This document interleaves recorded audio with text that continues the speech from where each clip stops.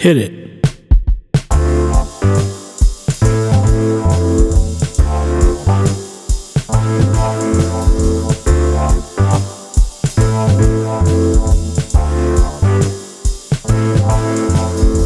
I'm not meticulous, I'm particular.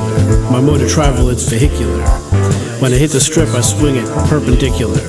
I'm not meticulous, I'm particular. My mode of travel, it's vehicular, and I swing it perpendicular.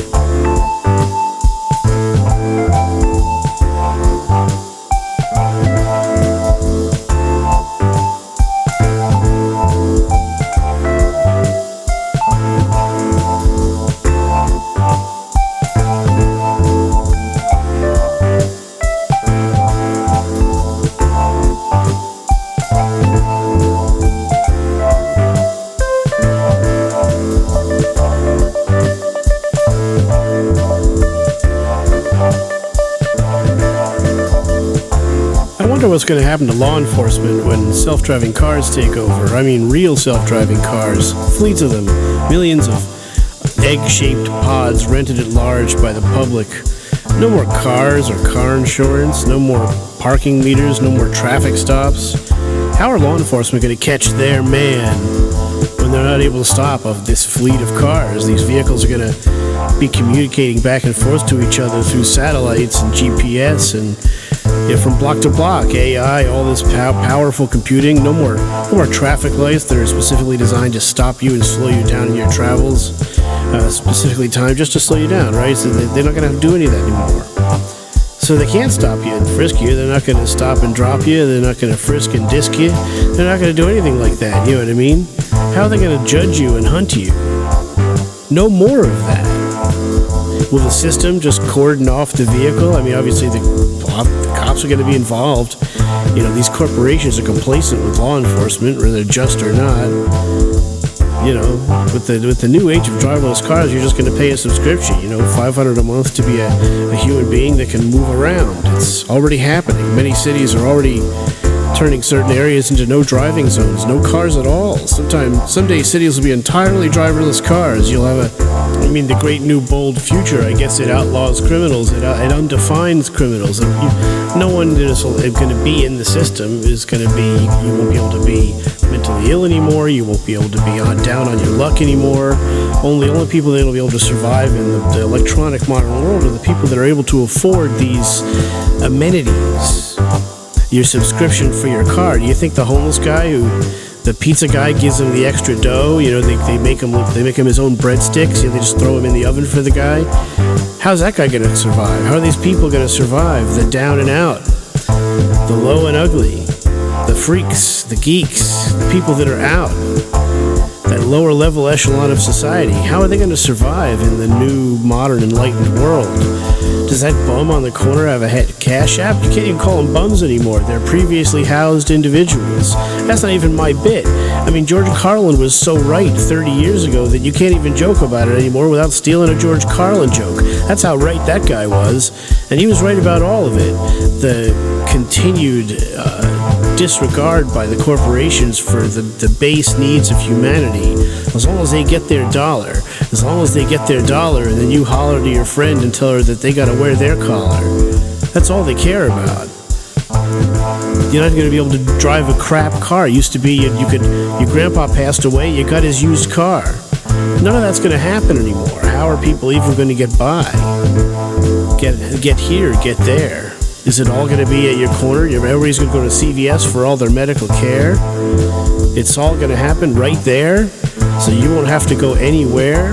And you'll just have FaceTimes with your family, at least they'll know you're there, behind your desk or in your chair.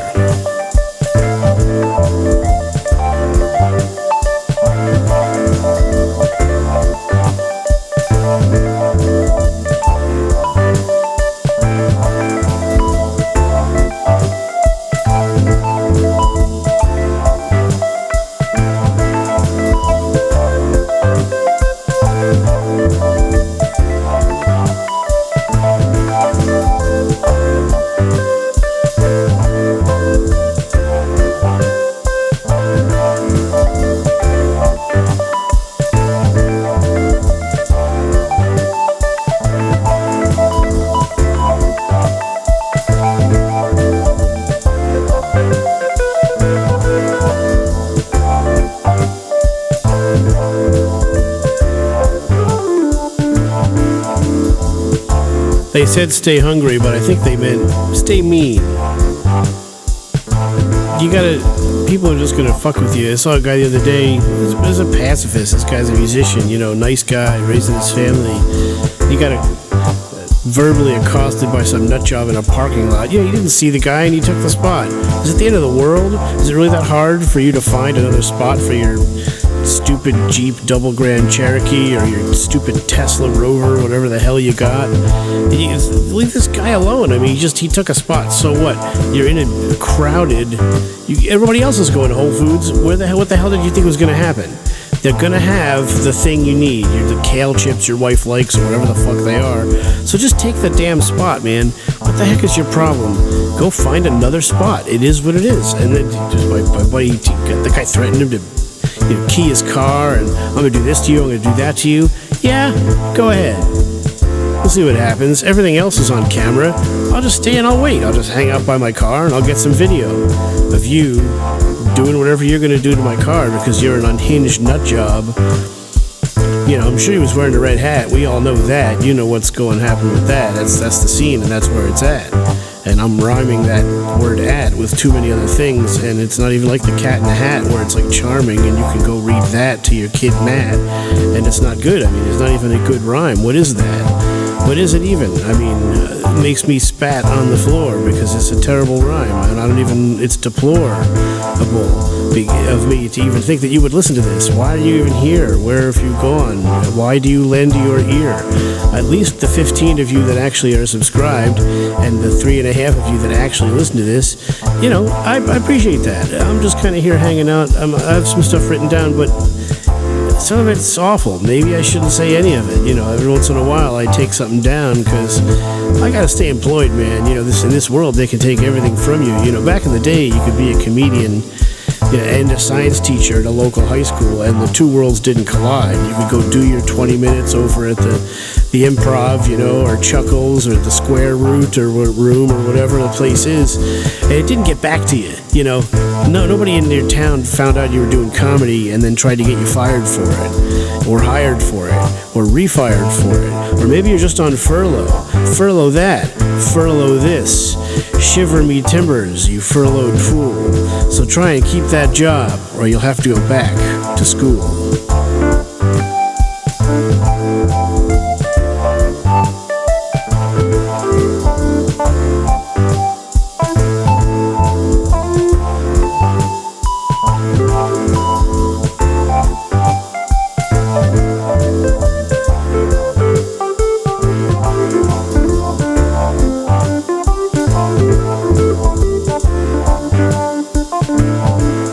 Third act. What if it hits? 1 in 43. That's not good odds. NASA is making emergency moves, and we're up in arms over the price of eggs. We haven't even sent Anne Hathaway into space yet with the embryos yet. I mean, we got to get her up there. We're not going to colonize the galaxy by accident. You know, we need to get our microbes out there. We need to get our DNA out there. We need to get it landed on some rock. Maybe it'll survive, because slim chances over here.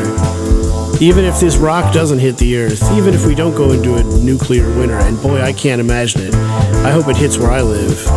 At least then it's just one flash of light and you're gone. Can you imagine living in the post-astro comet hit the planet, asteroid or whatever they think it is? It doesn't matter what they think it is.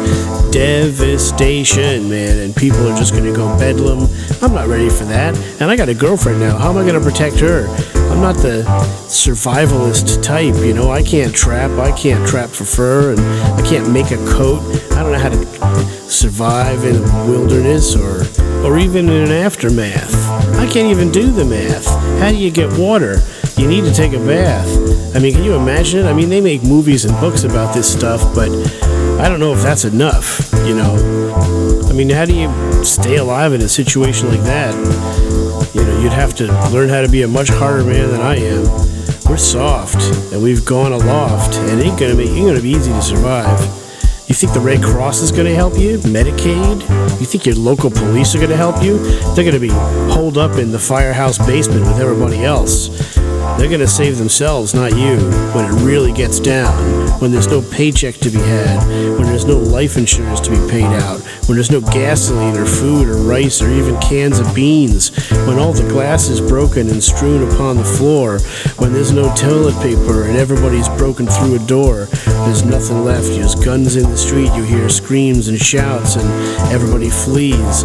You're in the hills, you're in the mountains, you're in the sticks, you're by the creek, and there's nothing left. You're on your feet. It's only going to be a matter of time.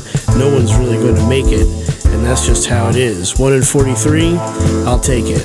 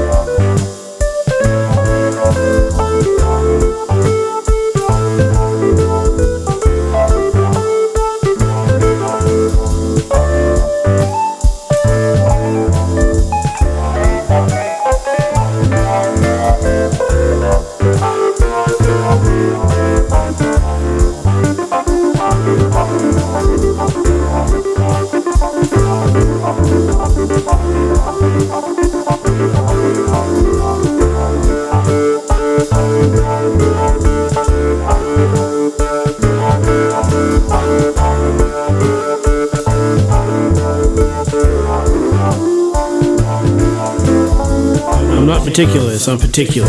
My mode of travel is vehicular. When I hit the strip, I swing it perpendicular. I'm not meticulous, I'm particular. My mode of travel, it's vehicular. Then I swing it perpendicular.